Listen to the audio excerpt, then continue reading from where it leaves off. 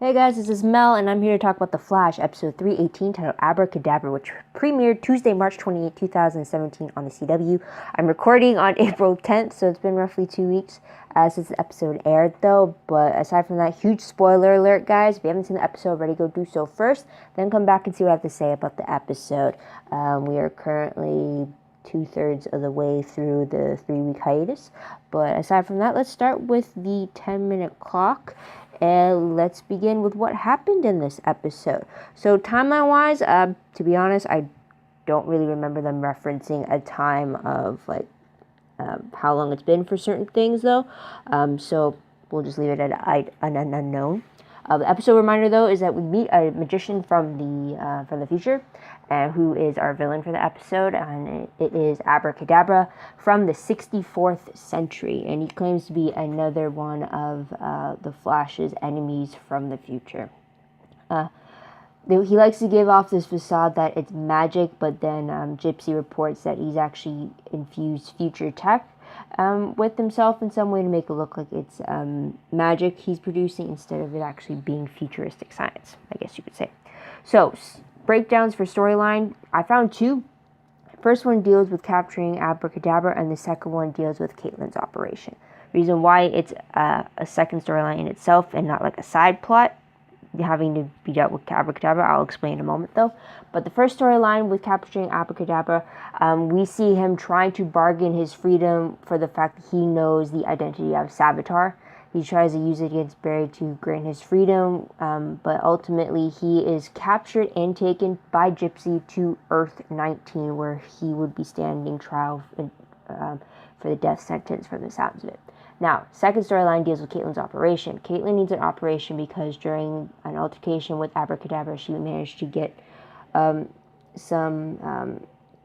think it was scaffolding fallen on her, and one of the pieces had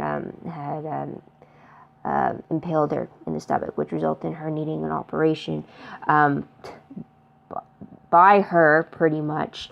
She was walking Julian through, who had to actually operate on Caitlin while she was still fully lucid and not on any pain meds whatsoever.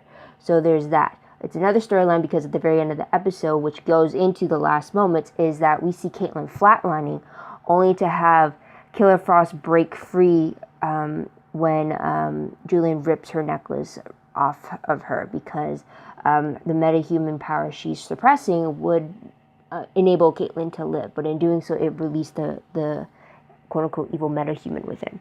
So we see her full on white blonde hair, the blue lips, the white irised eyes, and we see her escaping from the last moments of the episode. So tidbit-wise, though, guys, we do have one being Barry's next step is to go to the future and get an advantage, since all of his enemies that have been from the future, everything they're doing with Barry right now is history to them, and they're working with that history. While for Barry, it's in the moment, it's here and now. He doesn't know what he's going to do, but they do. They have that advantage. So he figures, why not go to the future myself and get some of that quote-unquote history that his enemies are working with. So there's that.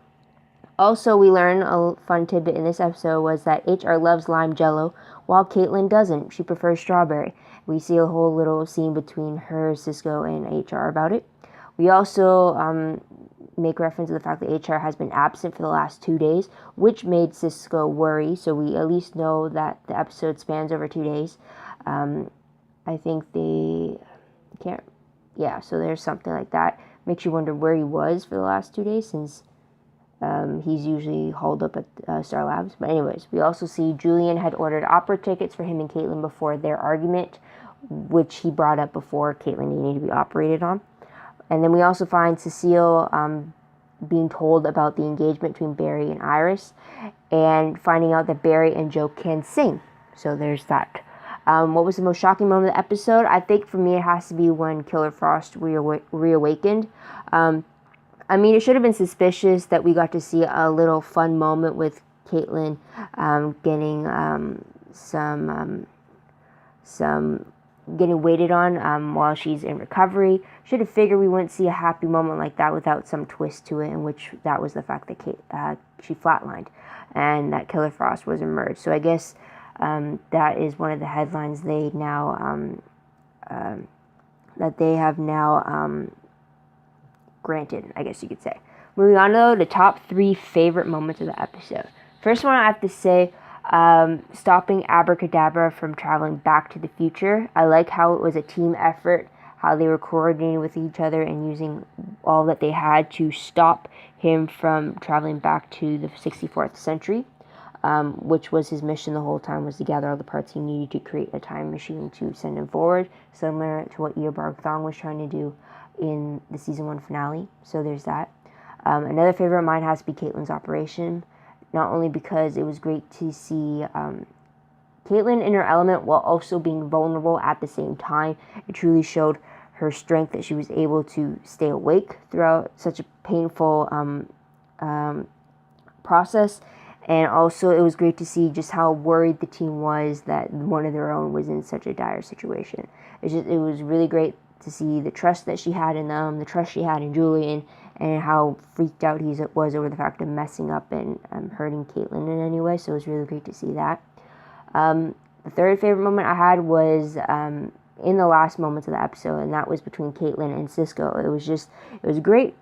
It was just great to see the two of them just play off one each other, really see the friendship between them, how not only is he getting her Jello cups, but then also them fighting over the fact that he ate all of her Jello cups and him knowing her favorite type. And it's just little things like that that friends would know after knowing each other for so long. And it was just great to see them have that fun little moment before she flatlined. And even when she flatlined, though, to see Cisco's reaction, it really showed how much he cared for her. So it was just something I'm always glad to see. Just those moments of reassurance that there is that bond between them. So there's that. Moving on, though, to top 3 peeve moments.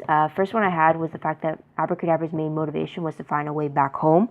Yes, that's sensible enough, but it was exactly the same thing as what Abra Kadabra was trying to do back in season 1. That's literally pretty much what we saw in the season 1 finale, if I'm not wrong. So it was a little annoying to see that repeated again. So there's that. And then it has to make you question, well, how the hell did he get to the 21st century to begin with if he didn't have a way to get back home? So there's that. Another thing I didn't like about the episode was Joe's trust in Abra Kadabra. Pretty much Joe trusting that the villain he was facing was going to keep his word in a deal for his freedom. I mean, yes, it shows that Joe is really trusting and that he will keep his word when he makes a deal, but as a cop, he should know you never trust the bad guy. Once they get what they want, they're going to twist the deal, or they're going to give you something that you hadn't intended to be the outcome for it. So in this case, Joe gave Abra Kadabra his freedom, and instead of granting the identity of Savitar, Abra Kadabra attacked him and made his escape. So it's like the whole time I was like, why? I was hitting my head. I was kind of like Gypsy in that moment when she was like, no, he's going to escape. And it's like, what are you doing? You can't trust him type of thing. But I can understand Joe's desperation to find the identity of his daughter's future killer. So I get it, but I was still annoyed by it. So there's that. Moving on to what will I remember most in this episode. I think Killer Frost is going to be a huge one for me. So there's that. Yeah, pretty much. Moving on to random questions, though. First one, is Caitlyn permanently Killer Frost now, or can she switch it on and off like she had done when we first saw her be Caitlyn Frost? I'm thinking with the hair, maybe it's as more permanent than we think. Maybe this is season 2 Killer Frost that we now get to see instead of the mix of Caitlyn Snow and Killer Frost, which we got in Caitlyn Frost. So, I'm just wondering if there's any way to reverse it. Would putting the necklace back on her do anything? So there's that question there. Second question, though, is will things work out for Cisco and Gypsy in the future, or is this it for them? We did find out that Abra Kadabra is the one who killed Gypsy's former partner, who was also her lover, and she's been hell-bent for the last 3 years to get revenge on Abra Kadabra. And it kind of put a rift in Cisco because it kind of put Gypsy against his friends, against his team, where he had to pick sides. So I'm wondering if this is it for them, or if they're going to maybe come back together in the future. Who knows? But moving on to predictions very quickly, though, based off the promo for 319, it's not coming back until April 24th. So it's about two 2 more weeks roughly until then, but it shows that Barry goes to the future to see himself for 2024, and it is a future without Iris. And we also see in the present day Killer Frost on the loose. So there is that.